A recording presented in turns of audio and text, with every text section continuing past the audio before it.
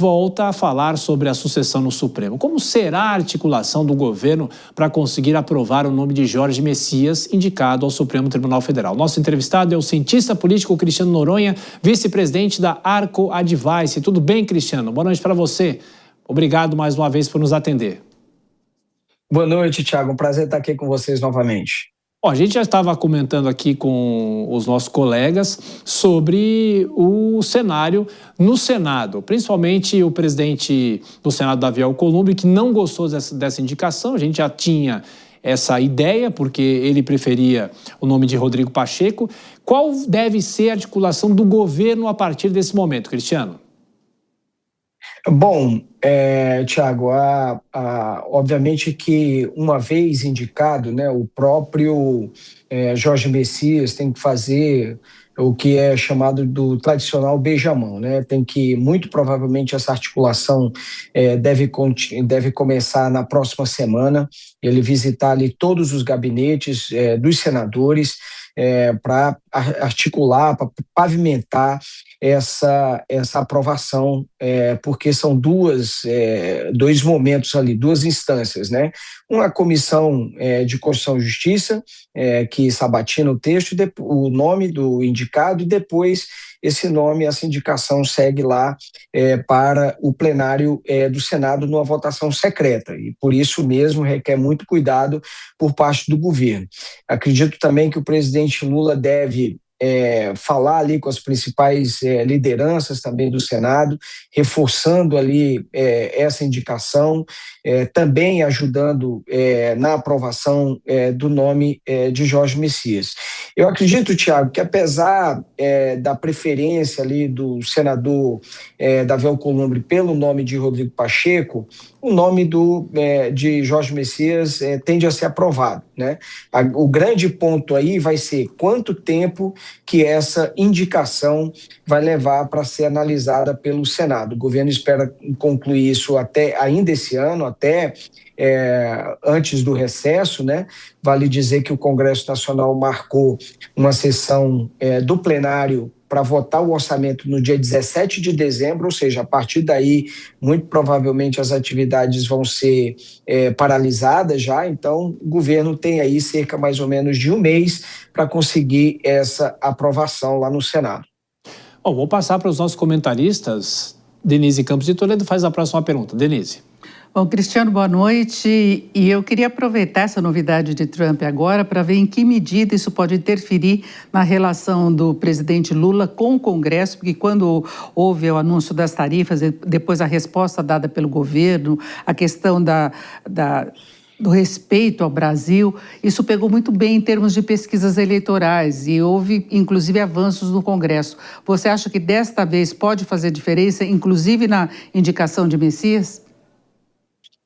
Olha, Denise, cria um ambiente, sem dúvida nenhuma, favorável, de otimismo para o governo, mas uma coisa é uma coisa, outra coisa é outra coisa, né? Apesar do governo poder, obviamente, comemorar uma grande notícia para a economia brasileira, a suspensão dessa tarifa, acaba, de certa forma, fragilizando ali um pouco a oposição, mas eu acho que a indicação ela é um outro tema, envolveram ali outros atores, outras negociações, são outras motivações, né?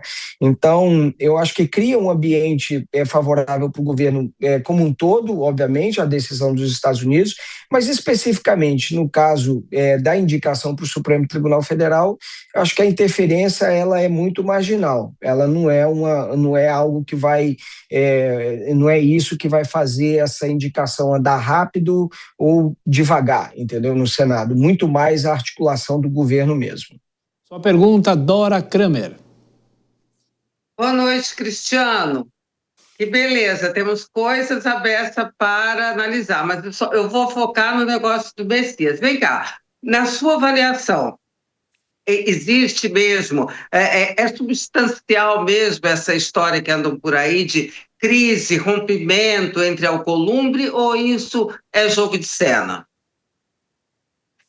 Olha, No momento, essa relação entre governo e o Senado, especialmente com o senador Davi Alcolumbre, ela é sempre uma relação de altos e baixos.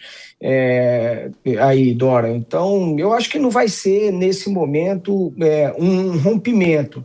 Mas, sem dúvida nenhuma, a relação tá estremecida, né? E o governo vai ter que reconectar essas pontes. Não vai ser uma questão simples de fazer isso, porque vale lembrar que o União Brasil ele tem um projeto eleitoral que é diferente do que o governo quer, né? Então, veja que o União Brasil, por exemplo, tem candidato ao presidente da República, o Ronaldo Caiado, ainda que ele não tenha não seja uma unanimidade dentro do partido essa candidatura, mas há quem apoie, né, a candidatura de Caiado, ou até mesmo uma coligação com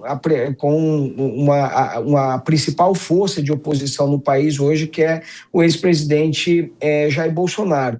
Então, aí, à medida que a gente vai se aproximando dessa eleição, óbvio que o distanciamento tende a aumentar. E aí o presidente ter optado também por um nome diferente do que queria Davi Alcolumbre, isso cria, né, sem dúvida nenhuma, uma relação, uma tensão, aí, uma fissura nessa relação. Eu não acho que, como eu disse, não é uma relação de rompimento definitivo, mas sem dúvida nenhuma, a relação acaba ficando estremecida, né, porque Davi Alcolumbre se empenhou demais no nome do senador Rodrigo Pacheco. Estamos aqui com o cientista político Cristiano Noronha, da Arco Advice. Agora, o Túlio Nassa faz mais uma questão. Túlio. Cristiano, boa noite. Obrigado por atender a Jovem Pan. Cristiano, considerando que o feriado de hoje foi bem movimentado, vamos mudar de assunto e falar agora sobre o PL antifacção. Você entende que foi uma derrota do governo, o PL que saiu aprovado na Câmara? E qual a tendência agora no Senado? O governo deve conseguir recuperar o texto original? Quais as efetivas chances e prognósticos para o governo federal agora? Bom, Túlio, claramente o governo foi derrotado, sim, tanto é que a gente viu majoritariamente a base mais alinhada do governo, né? Aquela, vamos dizer assim, aquela base fiel, que não importa, o tema em votação vai estar sempre ao lado do governo ali, muito forte, algo em torno de 110, 120 deputados, todos eles votaram contra, né? Porque viram ali também um fortalecimento do governador Tarcísio, de São Paulo, e que o projeto foi relatado por um aliado seu e um potencial candidato a governo do estado de São Paulo, se eventualmente o Tarcísio sair como candidato a presidente da República. Então, claramente, o governo foi derrotado. E logo depois da aprovação, o próprio presidente Lula também criticou o texto, né?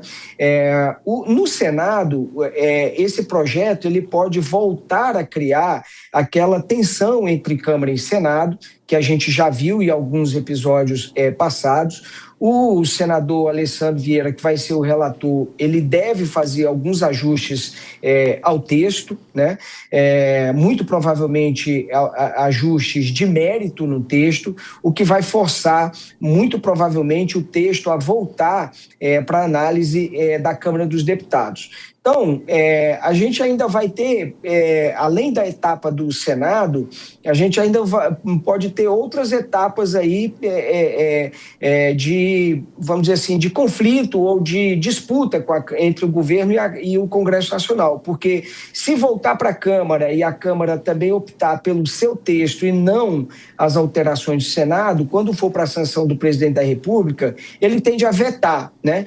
E o Congresso pode eventualmente derrubar esses vetos. E se o Congresso derrubar os vetos, há uma chance razoável também do governo fazer um questionamento no Supremo Tribunal Federal sobre a constitucionalidade desse texto, né? Então, a gente ainda prevê que vão ter ainda etapas futuras e que possivelmente isso pode não acabar, inclusive, esse ano.